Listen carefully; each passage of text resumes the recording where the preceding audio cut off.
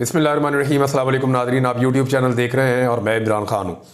मियां नवाज शरीफ साहब ने एक प्रेस कॉन्फ्रेंस की है, लेकिन पहले ज़रा ये आप समझ लें कि प्रेस कॉन्फ्रेंस ये थी किस तरह की और हुई कैसे। नॉर्मली जब हम प्रेस कॉन्फ्रेंस का लफ्ज़ सुनते हैं तो अमेरिका, यूरोप, पूरी दुनिया में, इंडिया में, पाकिस्तान में, हर तरफ प्रेस कॉन्फ्रेंस का मतलब ये होता है कि प्रेस के लोग आएंगे, वो आकर सामने कुर्सियों पर बैठ जाते हैं और जिस शख्स ने वो प्रेस कॉन्फ्रेंस करनी होती है या अपनी बात पहुँचानी होती है वो सामने बैठ जाता है। वो पहले अपने हिस्से की बात बता देता है, एक छोटा एलामिया या अपनी जो खबर है वो दे देता है। उसके बाद जो सामने बैठे हुए लोग हैं उनको ये मौका मिलता है कि वो सवालात करें। जब वो सवालात करते हैं और उनके जवाबात मिलते हैं तो ये कहलाती है एक प्रेस कॉन्फ्रेंस। प्रेस कॉन्फ्रेंस जो है वो सवालात के बगैर हो नहीं सकती। सवालात के बगैर जो चीज़ होती है वो एक एलामिया होता है, जो एलामिया नॉर्मली जारी कर दिया जाता है, या एक स्टेटमेंट होती है जो स्टेटमेंट जारी कर दी जाती है कि फ़लाँ का ये बयान है और इसको ले लिया जाए। मिसाल के तौर पे इमरान खान साहब कुछ बयानात जारी करते थे सोशल मीडिया के ज़रिए से, यानी वो सोशल मीडिया को ले लेते थे। जब उनके ऊपर पाबंदी लग गई पाकिस्तान के प्रेस में, पाकिस्तान के टेलीविज़न चैनल्स पे, तो वो अपने यूट्यूब चैनल के ऊपर एक वीडियो जारी पैगाम करवा देते थे। पाकिस्तान भर के जो सोशल मीडिया के प्लेटफॉर्म है वो उनको उठा लेते थे। लेकिन इसके बावजूद इमरान खान साहब प्रेस को बुलाते थे, उनसे बातचीत करते थे, सवाल जवाब भी करते थे और कोशिश करते रहते थे कि प्रेस टॉक उनकी होती रहे। पाकिस्तान के अंदर जो सहाफ़ी हैं उनसे भी, पाकिस्तान के बाहर जो सहाफ़ी हैं उनसे भी, फॉरेन मीडिया से भी वो बातचीत करते रहते थे और बहुत सारे टीवी चैनल्स को वो इंटरव्यूज़ भी देते रहते थे। पाकिस्तान में जब पाबंदी लगी तो फिर आलमी मीडिया उनके इंटरव्यूज़ लेता था। अब नवाज शरीफ साहब ने जो प्रेस कॉन्फ्रेंस की है बहुत ही अजीब है और ये इन्होंने एक नया तरीक़ाकार निकाला है। ये इनके इंफॉर्मेशन मिनिस्टर ने भी एक दिन पहले ऐसा ही किया। मुझे आज पता चला इस सारे मामले का। ये करते ये हैं कि अकेला बंदा बैठ जाता है, पाकिस्तान टेलीविज़न को बुला लेते हैं, पीटीवी को, जो हमारे टैक्स के पैसों से चलता है, उस अकेले टीवी चैनल को बुलाते हैं, वो सामने कैमरा लगा देता है और ये अपनी प्रेस कॉन्फ्रेंस रिकॉर्ड करवा देते हैं। फिर वो रिकॉर्डेड प्रेस कॉन्फ्रेंस जो है ये मीडिया को जारी कर देते हैं, जी इसको आप चला दें। और फिर मीडिया को डंडा आता है कि इसको ना चलाया तो ये हो जाएगा, वो हो जाएगा। फिर सारे मीडिया को बेचारे को चलानी पड़ती है वो प्रेस कॉन्फ्रेंस। अब नवाज शरीफ और मरियम नवाज ने एक प्रेस कॉन्फ्रेंस की है और सारे मीडिया ने पाकिस्तान में उसको चलाया भी है और चलाना भी पड़ा है। पहले प्रेस कॉन्फ्रेंस का टाइम कोई और था, बाद में पता चला कि प्रेस कॉन्फ्रेंस का टाइम बदल दिया गया है। तो एक्चुअली टाइम नहीं बदला गया। मुझे कुछ सोर्सेज ये बता रहे हैं कि ये एक रिकॉर्डेड वीडियो थी प्रेस कॉन्फ्रेंस की जो उन दोनों ने की और बाप बेटी ने प्रेस कॉन्फ्रेंस की, लेकिन प्रेस वाला उसके अंदर कोई मौजूद नहीं था। यानी नवाज शरीफ साहब की वही पुरानी आदत है, मैं मैदान में भागूंगा तो अकेला भागूंगा, मेरे साथ दूसरा मुकाबले में कोई नहीं होना चाहिए।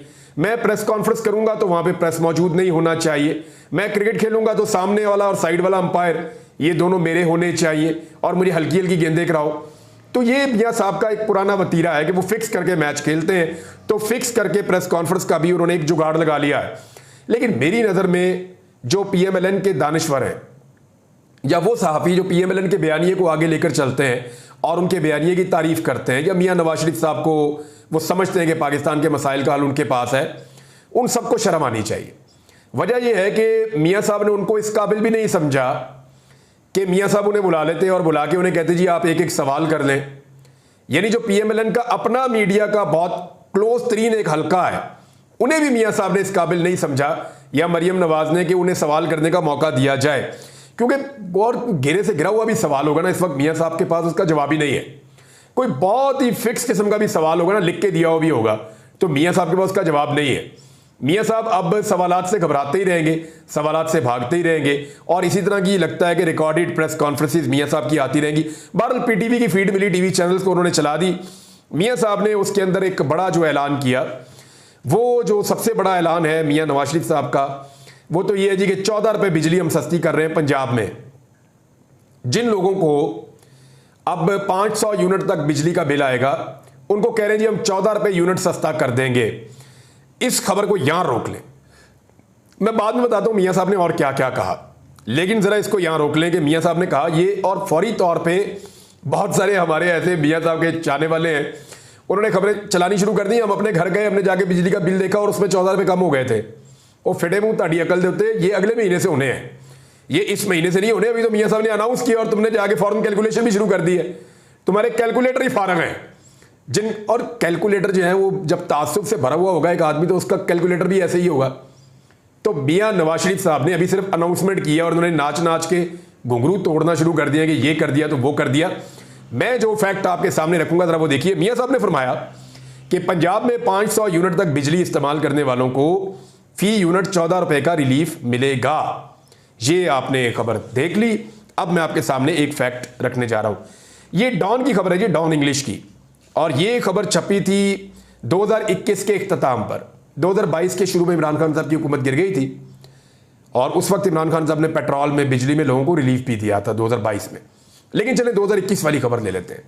2021 के इख्तिताम में जो खबर छपी थी वो ये बता रही है कि जिस वक्त पाकिस्तान में मियां नवाज शरीफ साहब की हुकूमत खत्म हुई 2018 के जून में, तो 2018 का जो जून था जब मियां नवाज शरीफ साहब की हुकूमत खत्म हो रही थी, तो उस वक्त जो पाकिस्तान में बिजली का रेट था उसके ऊपर डॉन ने रिपोर्ट लिखी है। वो ये लिखते हैं कि 11 रुपए 72 पैसे का जो एक एवरेज यूनिट था पाकिस्तान में, वो था कितने रुपए का था? 11 रुपए 72 पैसे का।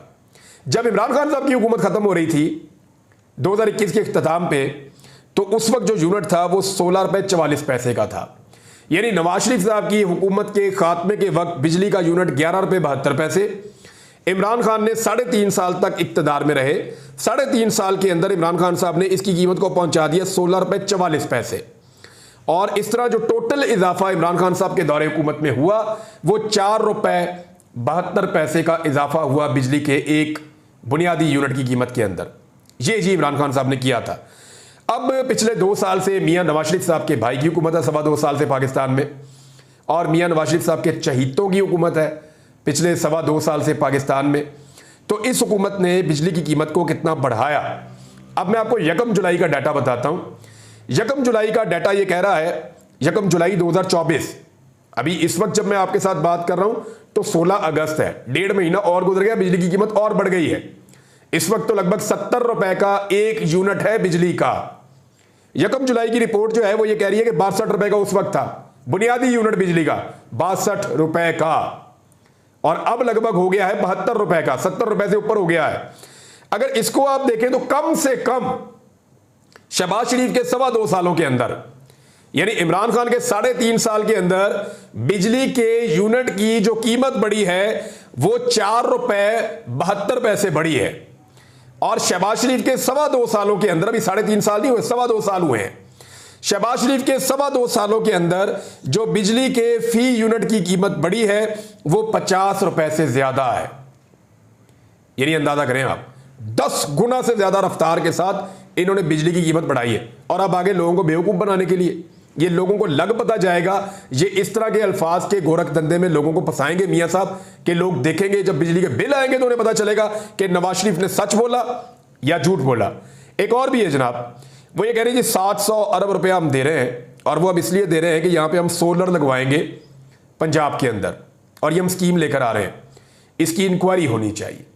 इंक्वायरी ये होनी चाहिए कि किस किस ने सोलर इंपोर्ट किए और कहां पे स्टोर किए, और उनके सोलर को बिकवाने के लिए हुकूमत ये स्कीम लेकर तो नहीं आ रही, क्योंकि बहुत सारे लोग इस शुबा का इजहार कर रहे हैं, सोशल मीडिया के ऊपर ये चीजें आ रही हैं, कहीं से तो चीज जनरेट होती है ना। तो लोग ये सवाल उठा रहे हैं कि सोलर एक्चुअली कुछ बहुत बड़े बड़े लोगों ने जिनका ताल्लुक इनसे बहुत करीब है, कुछ लोग तो रिश्तेदारों के नाम भी ले रहे हैं, मैं अभी इसलिए नहीं ले रहा कि मेरे पास कोई इसके सबूत नहीं है, हाँ, लेकिन यह है कि इसकी इंक्वायरी होनी चाहिए कि किन लोगों ने सोलर इंपोर्ट कर रखे हैं और उन लोगों से सोलर खरीद के हुकूमत किसको फायदा देना चाहती है। ये 700 अरब रुपया है और कौम का पैसा है, ये अपने फायदे और नुकसान के बगैर कुछ नहीं करते। देखिए इमरान खान साहब ने, मियां साहब ने कहा जी इमरान खान साहब ने आगे बिजली महंगी कर दी। इमरान खान साहब ने तो बिजली के रेंटल पावर वाले मनसूबे लगाए ही नहीं। मियां साहब ये तो महंगे तरीन इंपोर्टेड फ्यूल वाले मनसूबे जो हैं ये तो आपने लगाए थे। आप वो पॉलिसी लेकर आए थे 2013 में, आपने और आपके भाई ने मिलकर दोनों हाथों से वो मनसूबे लगाए हैं जिसकी खुमियादा पूरा पाकिस्तान भुगत रहा है। और पाकिस्तान तहरीक इंसाफ ने जो बिजली की कीमत बढ़ाई वो 4.25 रुपए से भी कम बढ़ाई 3.5 साल में, और वो उनको इसलिए बढ़ानी पड़ गई कि जाते जाते आप मईशत को इतना तबाह कर गए थे कि मईशत को सहारा देने के लिए उन्हें बिजली की कीमत में थोड़ा सा इजाफा करना पड़ा। लेकिन आपने क्या किया, आपने मईशत भी पूरी तरह तबाह की और आपने बिजली के यूनिट की प्राइस भी 50 रुपए के लगभग बढ़ा दी, और अब आप 14 रुपए कह के गोंगलुओं से मट्टी झाड़ रहे हैं। यानी ये तो ऐसे ही हो गया ना कि पहले किसी शख्स को लूटो लूटो, उसे कंगाल कर दो, कंगाल करने के बाद उसको भीख देना शुरू कर दो और उसके ऊपर एहसान जितलाओ कि देखो मैं तुम्हें भीख दे रहा हूं। देखो मैं तुम्हें रोटी डाल रहा हूं। तो ये मियां नवाज शरीफ साहब ने एक्चुअली वो वाला काम किया है। इमरान खान साहब वो वाहिद आदमी हैं जिनके दौर में पहली मरतबा बिल के ऊपर 0 लिखा हुआ आया था। कोविड के दौरान जब कोरोना वायरस था तो बिल के ऊपर 0 लिखा हुआ आया था। मरियम नवाज ने और बिलावल ने दावा किया था कि 300 यूनिट तक जो बिजली का बिल इस्तेमाल करेगा उसका बिल नहीं आया करेगा, उसको हम बिल वाला पेपर ही नहीं भेजेंगे, 0 बिल है उसका, उसको बिल ही नहीं आएगा। ये इन्होंने दावा किया था। ये दावा इन्होंने किया था, सच्चा इमरान खान इनसे पहले कर चुका था। जो स्मॉल इंडस्ट्री है उनके लोगों को जिस तरह इमरान खान साहब ने कोविड के दौरान संभाला और उनको 0 बिल भेजा, इवन 12-12 हज़ार रुपए से मदद भी की इमरान खान साहब ने, इसकी कोई तारीख में मिसाल नहीं मिलती। 6% तक तो वो ग्रोथ ले गए थे, जो आप लोग माइनस पे पहुंचा के वापस बड़ी मुश्किल से 3% तक आपसे पहुंचा नहीं जा रहा। तो मियां साहब इकोनॉमी का एक्चुअली बेड़ा गर्क आपने किया है। हमादा साहब ने कुछ फैक्ट्स शेयर किए और उन्होंने कहा जी कि ये तो पहली मरतबा हुआ था आपके दौरे हुकूमत में कि पाकिस्तान की एक्सपोर्ट्स कम होना शुरू हो गई थी। पूरी दुनिया में एक्सपोर्ट्स बढ़ रही थी, आपके दौर में कम हो रही थी। रीजन ये था कि आपने इंपोर्ट्स वगैरह रोक के और मियां साहब आपने पैसा बीच में अंगेज करके जबरदस्ती डॉलर को काबू करके रखा हुआ था। आप ये कहते हैं ना कि डॉलर की कीमत आपके दौर में कम थी, 125 रुपए 130 रुपए थी, लेकिन जितनी भी थी आपने डॉलर को दबा के काबू करके रखा हुआ था। आपने उसके अंदर पैसा इन्वेस्ट किया हुआ था और उसका खुमियाजा पाकिस्तान की इकोनॉमी ऐसे भुगत रही थी कि लगातार आपके 5 सालों में पाकिस्तान की एक्सपोर्ट्स बढ़ने के बजाय कम हुई है। तो पाकिस्तान तो खसारे में जा रहा था और आप सिर्फ अपने नंबर सीधे कर रहे थे, जिस तरह आप अब नंबर सीधे करने आ गए। एक्चुअली मियां साहब ने ये किया क्यों? देखिए, इसमें 1-2 चीजें और भी मियां साहब ने की। इस प्रेस कॉन्फ्रेंस में मियां साहब ने जनरल फैज हमीद का या जनरल बाजवा का नाम नहीं लिया। अपनी हुकूमत गिराने के लिए रिस्पॉन्सिबल करार दिया मियां साहब ने चंद जजों को। अब मियां साहब एक्चुअली कहना क्या चाह रहे हैं, देखें इसका जो मतलब मुझे समझ आ रहा है ना, उन्होंने अपना पूरा बयानिया बदल दिया है। एक तो ये प्रेस कॉन्फ्रेंस करने के पीछे मुझे जो रीजन समझ आई वो ये, मियां साहब एक तो सामना नहीं कर सकते अब मीडिया का भी, सवालों के जवाब नहीं दे सकते। नंबर 2, हालांकि उन सहाफियों के सवालों का जवाब भी नहीं दे सकते जो मियां साहब के बहुत करीब है। नंबर 2, मियां साहब को शायद इस बात का शुबा हो गया है कि अब हुकूमत जाने वाली है और हुकूमत जाने से पहले कुछ ना कुछ वो ऐसे कॉस्मेटिक्स करें कि जब हुकूमत चली जाए तो वो कहें देखें मैं संभालने आया था, अभी हम संभालने ही लगे थे, हमारी हुकूमत फिर गिरा दी, ताकि वो कोई शहादत के दर्जे पे फायद हो जाए। ऐसा लगता है कि मियां साहब ने इस बात का अंदाजा कर दिया है। अब मियां साहब ने जो किया उसमें एक तो ये है कि मियां साहब ने बताया कि मैं अच्छा बच्चा बनकर रहूंगा, मैं गंदा बच्चा नहीं बनूंगा। मैंने किसी यानी जनरल बाजवा का नाम वो बहुत लेते थे, मेरी हुकूमत गिराई। वो जनरल फैज का नाम बहुत लेते थे कि मेरी हुकूमत गिराई। उन्होंने उन दोनों में से किसी का नाम नहीं लिया। तो उन्होंने एस्टेब्लिशमेंट को ये पैगाम दिया कि मैं अच्छा बच्चा बनकर रहूंगा, मेरी हुकूमत रहती है या गिर जाती है या दोबारा आती है तो मेरे लिए आपने अपना नरम गोशा एक रखना है, मैं अच्छा बच्चा हूं। दूसरा, मियां साहब ने जुडिशरी को पैगाम दिया है कि मैं जजेस को नहीं छोड़ूंगा, यानी आज भी उन्होंने जजेस के ऊपर चढ़ाई की, जजेस के ऊपर उन्होंने अटैक किया है। दूसरा पैगाम उनका ये था। तीसरा, मियां साहब को लगता है कि शायद अब उनकी हुकूमत जाने वाली है और चांस के ऊपर है, शायद बच जाए शायद चले जाए, लेकिन जो इकोनॉमी की हालत है ये हुकूमत चलना मुश्किल है। अब अगर मियां साहब की हुकूमत चली जाती है तो कोई तो बयानिया हो उनके पास, तो इसलिए वो रिलीफ के बहाने आए हैं कि जनाब मैं तो रिलीफ देना शुरू करने लगा था, साथ ही मेरी हुकूमत दोबारा गिरा दी गई है। तो ये शहादत की एक तैयारी है जो मियां नवाज शरीफ साहब कर रहे हैं। लेकिन मियां साहब का सारा बयानिया पहले ही तबाह हो चुका है, उनके पल्ले कोई बयानिया है ही नहीं।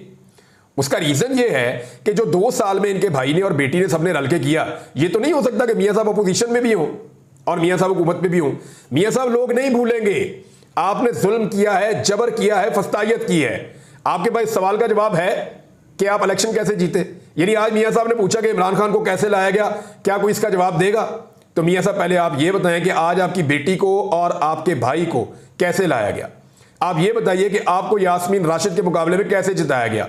इतनी स्याह धांधली और इतना अजीबो गरीब किस्म का धांधला मैं इसको कहूंगा और खौफनाक किस्म का जो है वो झुड़लू आज तक फिरा ही नहीं जो मियां साहब आपने फेर दिया। यानी आप तो किसी सूरत भी हुकूमत में नहीं आ सकते थे। आपकी 17 सीटें हैं, पाकिस्तान तहरीक इंसाफ ये कहती है। वो चलिए 17 नहीं होगी, 30 हो जाएंगी मैक्सिमम होगी। तो इनके साथ आपका वजीर आजम भी है, आपकी वजीर आला भी है पंजाब की।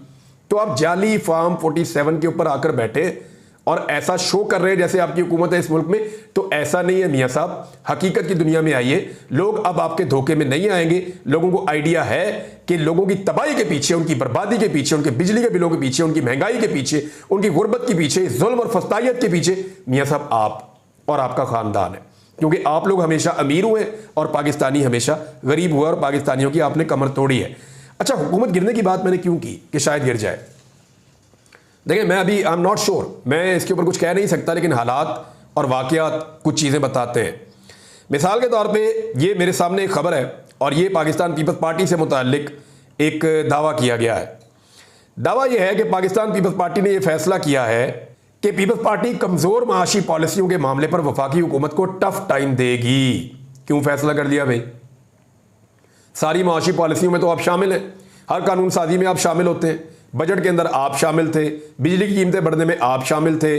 जो जो फैसला इस हुकूमत ने किया, जो IMF का लिखा लिखाया बजट ला के मंजूर किया, पीपल्स पार्टी उस मंजूरी का हिस्सा है। लेकिन पीपल्स पार्टी को भी नजर आ रहा है कि उन्होंने आगे जाके सियासत करनी है और किसी पे तो मलबा डालना होगा। लिहाजा पीपल्स पार्टी ने अपना यह बयानिया बनाना शुरू कर दिया है कि इस हुकूमत की माशी पॉलिसियों पे तनकीद करना शुरू कर दो। जैसे ही पब्लिक के अंदर जाएंगे, हम ये कह देंगे कि जनाब आपके ऊपर हमने एतबार करके गलती की, आपने तो मुल्क का भट्टा बैठा दिया है, तो अब तो हम खुद इलेक्शन लड़के दोबारा इक़्तिदार में आने की कोशिश करेंगे और PMLN को हम मुंह भी नहीं लगाएंगे। ये कह के इलेक्शन लड़ेंगे और मेरे से लिख के लें, इनकी सीटें फिर नहीं पूरी होनी, फिर ये धांधली करने की कोशिश करेंगे। अगर एस्टैब्लिशमेंट इनके साथ मिल गई तो ये दोबारा मिल के हुकूमत बनाएंगे। ये मैं आपको बता दूं, पहले भी इन्होंने यही किया, आइंदा भी ये यही करेंगे और पाकिस्तानी अब इन लोगों के धोखे में नहीं आएंगे। बिलावल ने एक बड़ी इंपॉर्टेंट बात की है यहाँ पे और ये नवाज शरीफ की प्रेस कॉन्फ्रेंस में मिलती है। बिलावल ने कहा कि तरक्याती बजट में कट लगाने और वज़ीर आला पंजाब के अमेरिका में इश्तिहारी मुहिम पर उन्होंने तशवीश का इजहार करते हुए कहा कि देखना होगा कि तरक्याती बजट पर कट लगाकर सब्सिडी कहाँ इस्तेमाल की जा रही है। ये जो सोलर पैनल आ रहे हैं ना 700 अरब के, ये सब्सिडी किसकी जेब में जाएगी ये वक्त बताएगा। दूसरा, ये जो इन्होंने कहा कि 500 यूनिट तक 14 रुपये हम सस्ता करेंगे, ये अवाम की जेब पे क्या नया डाका डलने जा रहा है ये भी वक्त बताएगा। और तरक्याती बजट के अंदर कट लगा रहे हैं। तमाम तरक्याती मनसूबे नाज़रीन पाकिस्तान में रुके हुए हैं। जितने बड़े मेगा तरक्याती मनसूबे थे सारे रुक गए हैं। जो डैम्स इमरान खान साहब ने शुरू किए थे, जो डैम्स मुकम्मल होने थे, उसके बाद सस्ती बिजली बननी थी, आपका जो है आबपाशी का निज़ाम बेहतर होना था, वो सारे मनसूबे ऑलमोस्ट रुके हुए हैं। ज्यादातर मनसूबे बंद कर दिए गए हैं, खासतौर पे खैबर पख्तूनख्वा में और पंजाब में भी बहुत सारे मनसूबे बंद हुए हैं, सिंध में भी हुए हैं, लेकिन ज्यादा जुल्म खैबर पख्तूनख्वा के साथ हुआ है। नाज़रीन, मियां साहब की प्रेस कॉन्फ्रेंस सारा टाइम खा गई है, लेकिन मैं अगले वीलॉग में कुछ और बड़ी इंपॉर्टेंट चीज़ें आपको बताने वाला हूँ। अब तक के लिए इतना ही। अगले वीलॉग का आप इंतजार कीजिए, अपना ख्याल रखिएगा, अपने इस चैनल का भी। लेकिन एक चीज़ और, आप सब लोग दुआ करें ओन अली खोसा के लिए, क्योंकि देखें इस निज़ाम के अंदर हमारा इतना ही बस चलता है ना।